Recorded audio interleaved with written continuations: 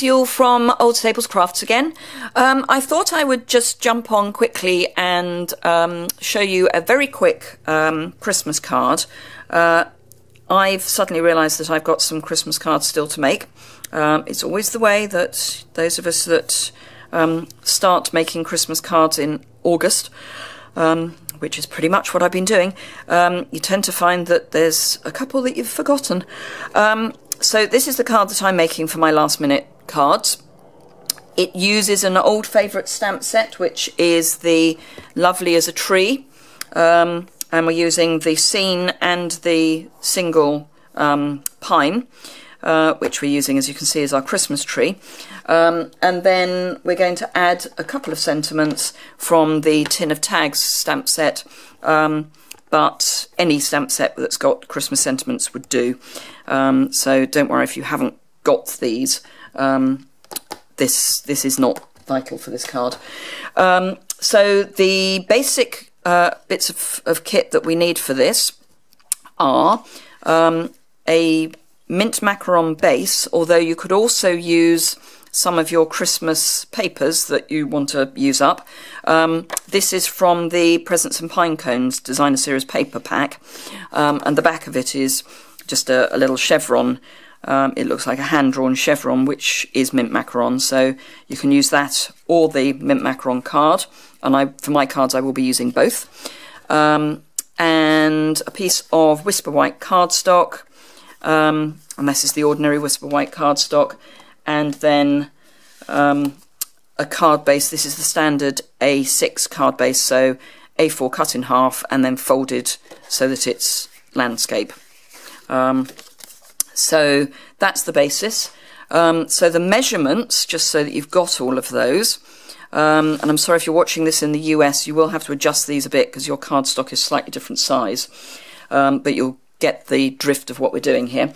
So the Whisper White that we're going to stamp on is 5.5 by 3 3/4 inches, and that's 14 by 9.5 centimetres. And then the mint macaron, either paper or card, is 5 5/8 by 3 7/8, so 1/8 of an inch on extra on the 2 dimensions, or 14 1/4 by 9 3/4 centimetres, so 1/4 of a centimetre on each of the 2 dimensions, so that we get this very narrow border, and then equally that gives you a very narrow border on your card base. So as I say, if you're in the States, just you're going to be slightly narrower and slightly fatter, so just adjust accordingly. Basically you're coming in about 1/8 of an inch from your card base, twice, once for the mint macaron and once for the Whisper White. So let's get stamping. Whisper White, we're going to start with mint macaron ink. For those of you that haven't seen these ink pads before, you just push on, there's 3 dots here, push on the 3 dots and turn it over, and there's your ink pad. And then to ink up your stamp, this is a clear mount stamp, so it's the red rubber that you then mount on a clear block. You can get this stamp on with wood blocks as well, but I prefer the clear mount. It gives you a bit more of a visual of where you're stamping. So you want this to be very well inked, because we are going to be using 3 impressions off 1 lot of ink. So let's get rid of that before I do something disastrous like put my hand in it. So line this up so that it's straight, and then we're going straight down once, make sure that's got a reasonable impression, up, and then up and to the right slightly, down again, and then you can see, hopefully there's a shadow there, and then up and to the left slightly, and this one you're going to really need to press well. And there, I'm not sure if you'll be able to see that on camera, but you've got the 3 impressions just to give that visual depth of field. Hopefully, if you can't see this, it'll be the photo on the blog post will be better for that. So we're now going to stamp the sentiment, and this I'm using the Emerald Envy and the Joy to the World stamp. So we'll just ink that up, and that's going in this top corner.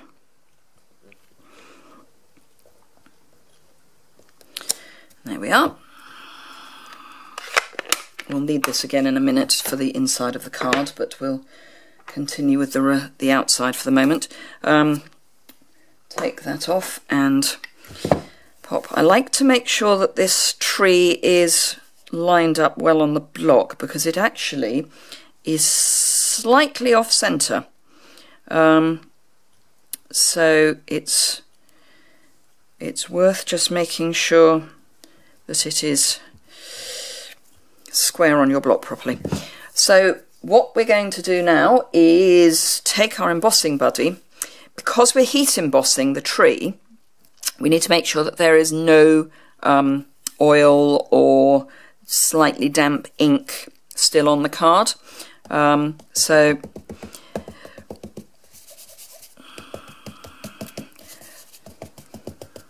I'd be tempted not to rub too hard, particularly over the Joy to the World, because we've only just stamped it. What you might want to do, if you do this at home, is do all your stamping on all your cards and then put them to one side and then do all the heat embossing so that you know they're properly dry. So now we're going to take the Versamark ink, and this ink I tend to take the ink pad to the stamp rather than the stamp to the ink pad. And you want to make sure this is well inked.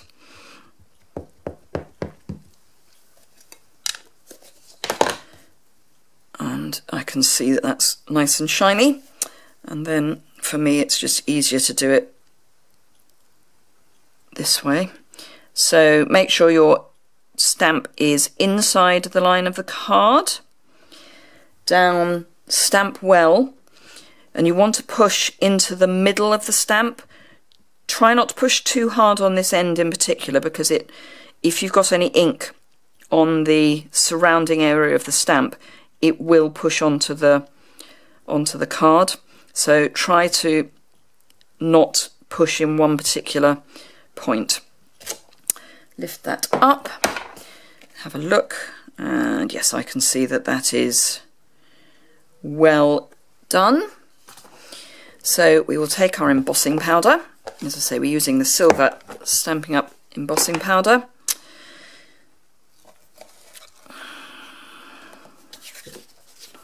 And put a good covering on your tree, and then tap that off. Quick flick. Oh, and I've got a little bit on the edge there, and a little bit there, and a little bit there, so we'll get rid of that.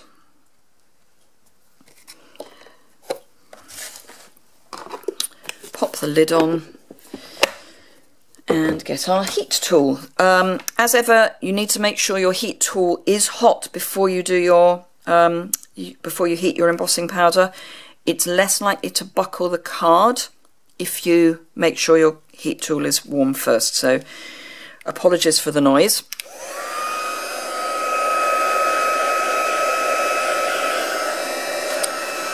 And then point your heat tool so that it's about 1.5 inches, 2 inches from your card. I'm not a wafter, some people do that. I'm not a wafter. I tend to just point it at one area and then move it as soon as the magic of the embossing powder happens.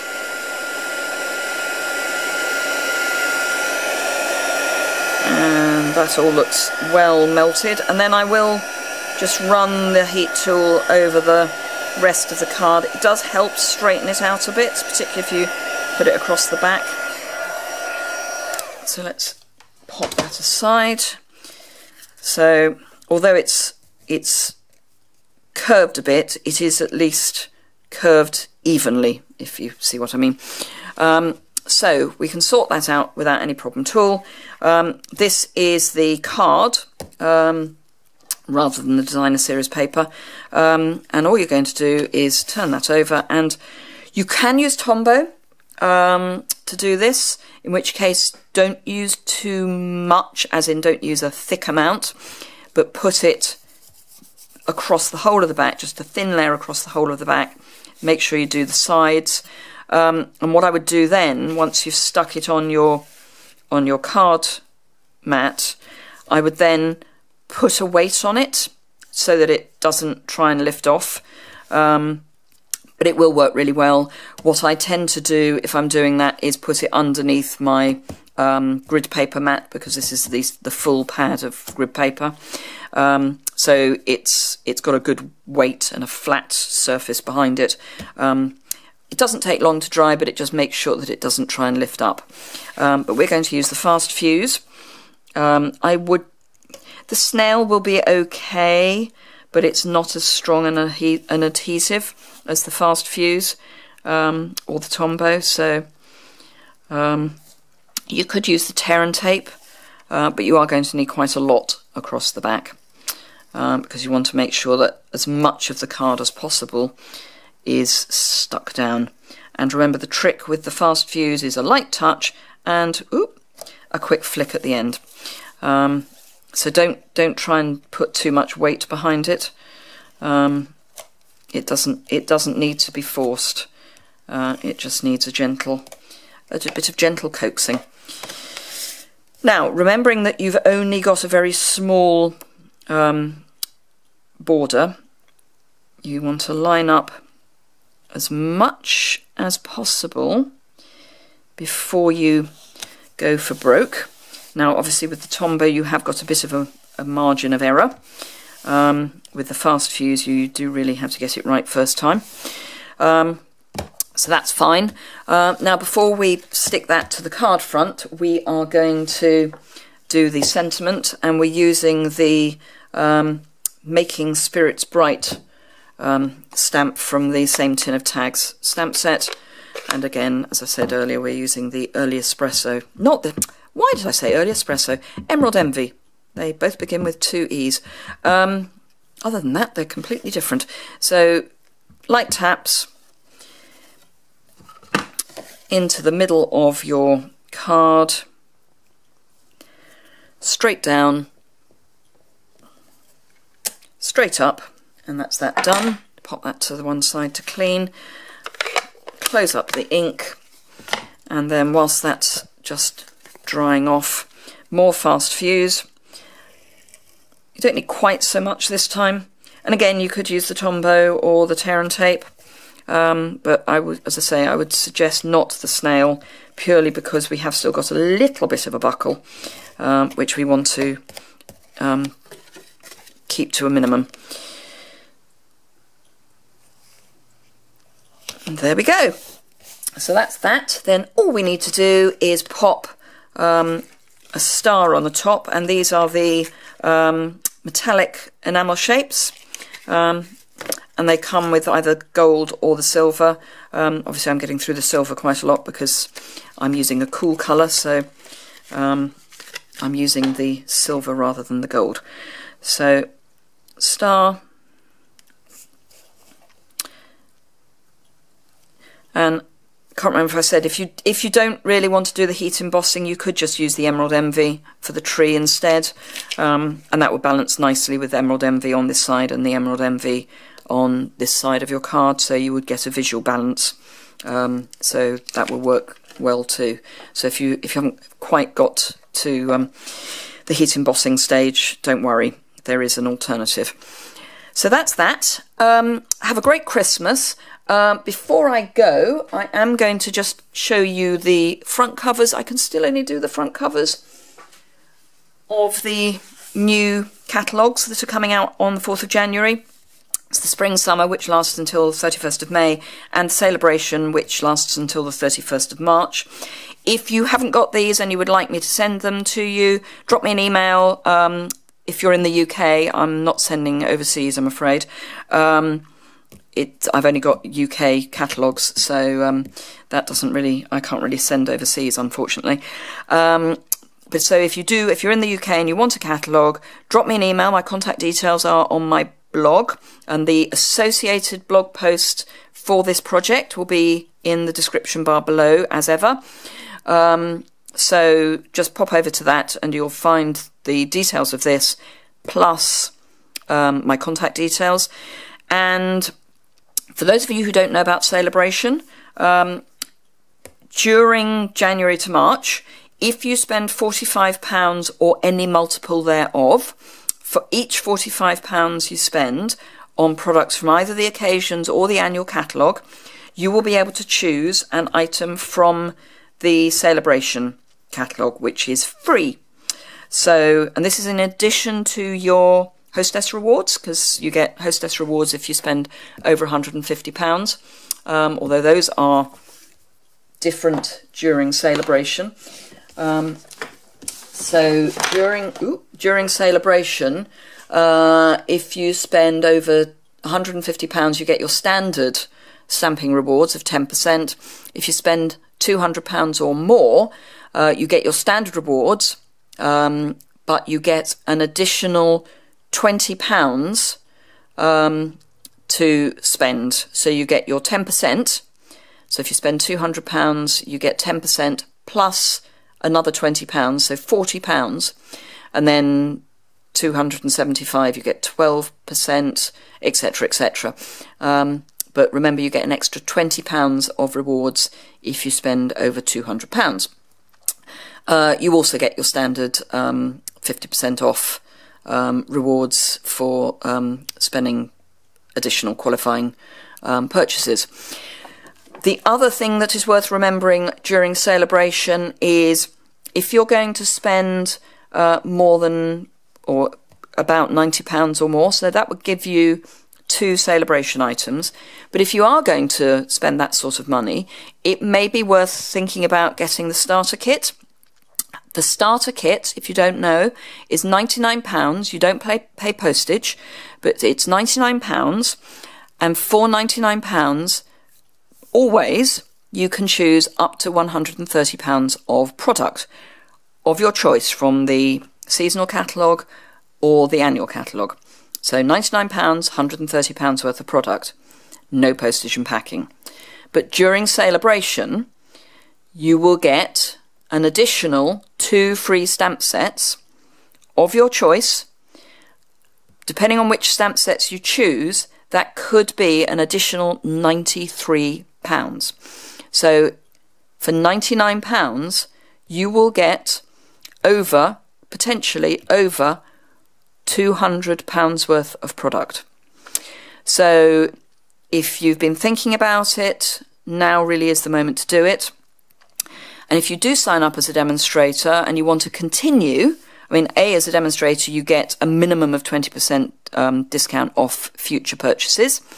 And if you continue as a demonstrator, and there are some quarterly minimum sales or your own purchases that you need to meet, but they are very achievable. And if you start in January, you have until the end of June in order to meet those qualifying purchases to then continue. So it's certainly worth looking at. There's information on it on my blog post, on my website rather. There's a tab, Join the Team, which gives a lot of information. There's also a frequently asked questions link in that particular page of my website. If you are interested, have a look at those. Contact me, more than happy to talk you through it. But if you are thinking about spending a reasonable amount of money in the new year on new stamping products and card, this really is the moment to do it. Get the most for your money, which after Christmas is always a good idea. Anyway, let me know if you want a catalogue. Let me know if you've got any queries about joining as a demonstrator. Have a super Christmas and a really good New Year. I hope 2017 brings you everything you could want. And thank you very much. If you've enjoyed this video, give it a thumbs up. If you want to see more, hit the subscribe button. Probably won't be until the new year now. We've got people staying with us between Christmas and the new year, but I will see what I can do about doing a new video between now and then. Blog post, link below, all the usual stuff. Have a great time. Thank you very much for joining me today.